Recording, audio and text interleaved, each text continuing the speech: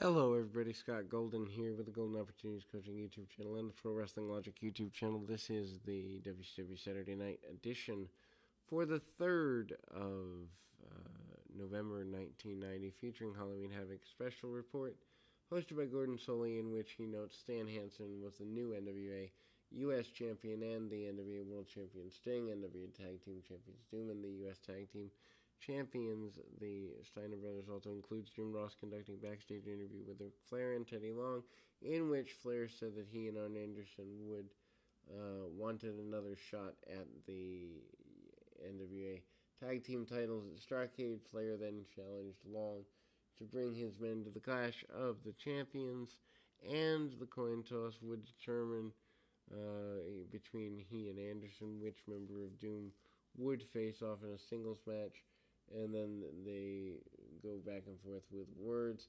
Long is offered $200,000 if the Horsemen lost, but Long walked away.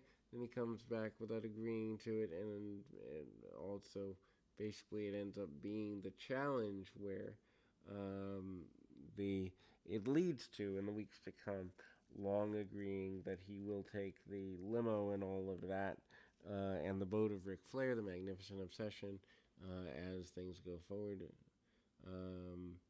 And then also includes a promo by Jim Cornette regarding Bobby Eaton and Stan Lane facing Tracy Smothers and Steve Armstrong, with Cornette putting up $10,000 to Smothers and Armstrong, putting up their wrestling wrap-up awards. Also features Sting and a new promo from the Scorpion, in which he told Sting that he'd confront him at the Clash of Champions if he could be put in a cage so no one could get to him.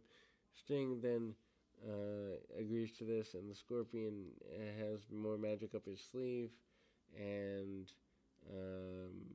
Ross, Flair, Long, and they do agree to the bet as it regards to that. The Juicer defeats Mark White with a Thez press off the top rope, 352, and prior to the bout, there are a bunch of kids dressed up like the Juicer to kind of get a friendly Juicer approach there. Then, of course, the Juicer is Art Barr in makeup, kind of doing the Beetlejuice thing. Does the rope walk, among other things, kind of gets on his man, hits an arm drag, and ultimately Juicer is in pretty complete control. As mentioned, the top rope Thez press is his deal. Highlights from the Sting deal at the at Starrcade at Halloween Havoc rather. Then there is a jump out. The Nasty Boys lay out the Steiner brothers at that particular event, and then we go to another in-series of matches. This time we've got a tag team affair, which happens to be Dave Diamond and Scott Allen, and they are facing off against the Master Blasters. Of course, the Master Blasters are, I believe, Steel, and one of which, by the way, is Kevin Nash. That's all the only thing you really need to know. The Master Blasters are an interesting gimmick, to say the least. They defeat Dave Diamond and Scott Allen 1 minute 33 seconds. Steel plains Diamond following the double shoulder block. Basically, they're put as Road Warrior knockoffs, since the Legion of Doom are basically all but left at this point, and it's their it's a very basic match. The face paint and the mohawks and all that kind of give them a good run. Junkyard Dog defeats Ricky Gibbs with a headbutt 56-second mark. And he refers to Gibbs, Jim Ross refers to Gibbs as Rocky King. The 56-second match is basically a punch, kick, headbutt, and a power slam by the Junkyard Dog. Junkyard Dog is in horrible shape here in 1990, certainly letting his addictions to both illegal substances and food get the better of him here. Jeff Stone defeats the U.S. champion Stan Hansen by disqualification, 153. Hansen breaks the referee's 5 count while attacking Stone on the ropes. Hansen did not come out with the U.S. title, nor is he introduced as the champion.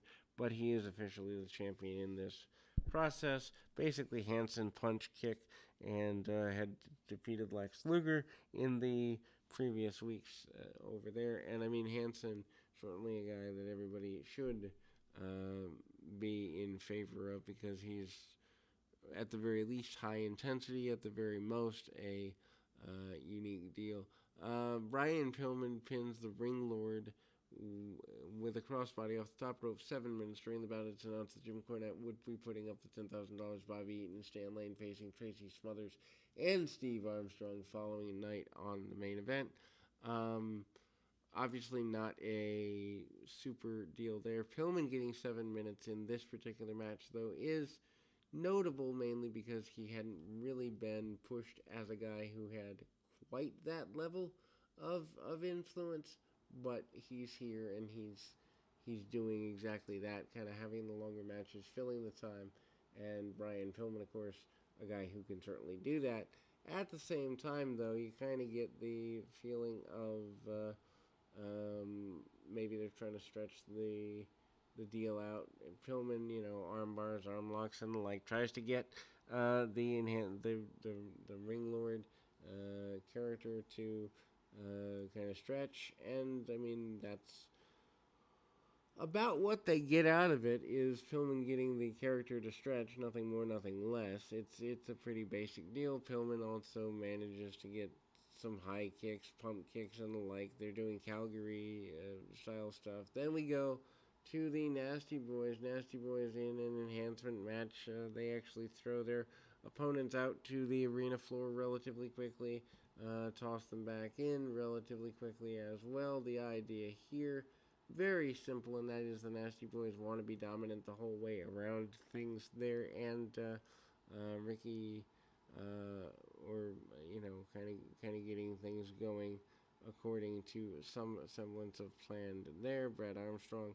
also, or the Nasty Boys defeating, before we get to Brad Armstrong, Nasty Boys defeat John Peterson and Dave Perry, 326. Jerry Sags pins Perry following the running power slam, flying elbow smash, double team during the bout. Rick and Scott Steiner cut a promo on the Nasty Boys and kind of say they're going to get even with them for what happened at the Clash of the Champions, among other things. Brad Armstrong defeats Lieutenant James Earl Wright, and he hits a reversal into a side Russian leg sweep. 737. Armstrong, super wasted talent. Easily be a major run here. Armstrong is, gets some very basic, albeit I guess you'd say classic wrestling style stuff under the guise of just getting things going. Armstrong, kind of manages to keep everybody at bay, so to speak, but also kind of the toss out there. Armstrong is not quite doing the Candyman gimmick, although he had been in the weeks and months beforehand. So kind of an interesting run there. Arm bars, arm locks, and the like, and ultimately we see Armstrong stay on the arm, although Armstrong's still wearing the Candyman tights. I don't remember him necessarily throwing candy out as much as it's talked about, but the match for Armstrong, super basic punch kick, and ultimately the go around. Sid is up next. Sid in a quick match with, I believe, the other Ring Lord. Sid obviously doing the singlet thing, punch kick, super basic stuff, stomping away, and eventually hits a power bomb after a couple of body slams. The power bomb, of course, Sid's main focus, and Sid, obviously, his main focus also is the after effects of the World Championship attempt from Sting. Trying to keep things going in his general direction is Sid.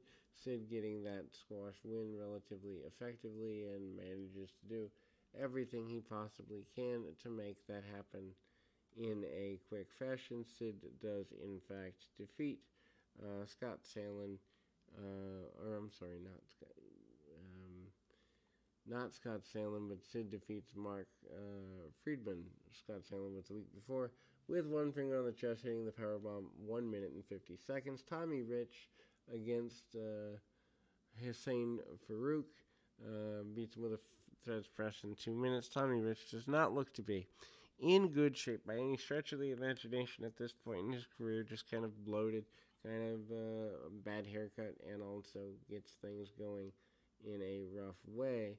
Moondog Rex is here. He faces Tommy Angel, beats him with a Samoan drop in 7 minutes, 28 seconds. I don't know why. Maybe the plan was for the Moondogs to come back as a tag team. Maybe the plan was to get extra minutes, extra reps out of Moondog Rex. I don't really know what the plan was there, but to say the very least, this is not a strong run. Paul Heyman out there, a.k.a. Paulie Dangerously, ranting and raving about his dislike of Lex Luger, among other things, and certainly that continues to be an issue. Interview Sting a little bit. As mentioned, the Black Scorpion basically says that he is in control of everything there, and ultimately, kind of the back and forth. The Moondog gets a couple of diving headbutts, drops the knee across the top of the head of his adversary, and no reason this match needed to be 7.5 minutes, but they were getting something out of it. Probably just filling TV time. Moondog never really does anything too terribly long form here, but it's there. Big clothesline out of the corner, almost a lariat style. Then we go back to another in the series of matches, and that's Michael P.S. Hayes. Michael Hayes, of course, with 10 minutes left in the program, being in a position of major run there. I will say Michael Hayes and Ricky Morton have a decent enough match here. They get a lot out of each other. They've been feuding for a little while, at least several weeks by this point, and Hayes is, to me, Michael Hayes, a lot better in the ring than a lot of people ever gave him credit for.